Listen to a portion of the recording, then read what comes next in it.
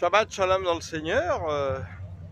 Je vais vous montrer à ma femme aujourd'hui, voilà ce qu'on appelle un show de voitures anciennes, un petit car show, avec des V8, tout ça. Donc on a fermé le village pour exposer différentes voitures des années 30 aux années 80. Ça a été 30 ans de ma vie, oui, votre serviteur dans le Seigneur. Alors que je connaissais pourtant le Seigneur, mais de la mauvaise manière, de la manière religieuse qui ne m'a pas servi à grand-chose, puisque je me suis fait dévorer par le monde et j'ai dévoré le monde. Et puis, voilà, jusqu'au jour où le Seigneur est vraiment venu me chercher pour me dire, voilà, on va faire autre chose. Hein, on va vraiment apprendre à se connaître de la bonne manière. Et puis,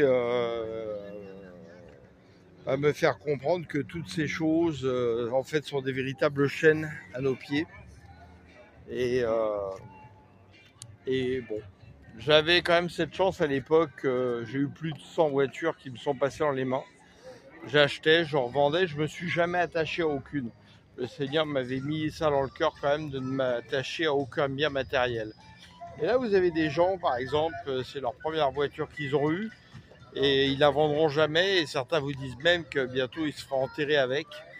Donc là, on voit que quand on en est là, on a des sacrées chaînes qui nous retiennent.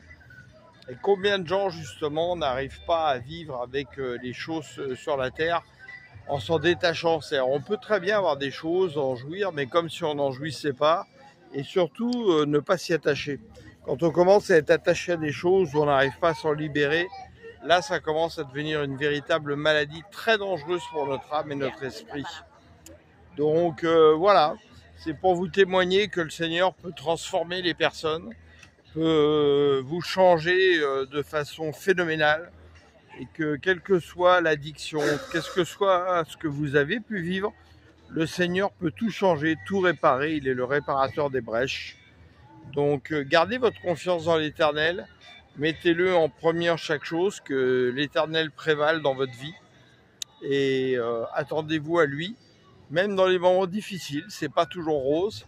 Mais nous savons quelle est l'espérance qui nous attend. Il faut s'accrocher à ça pour notre couronne de gloire, où nous vivrons d'autres choses quand la Jérusalem céleste et les nouveaux cieux de la nouvelle terre seront venus et qu'on aura souffert pour peu de temps comme des voyageurs passant sur la terre, comme dit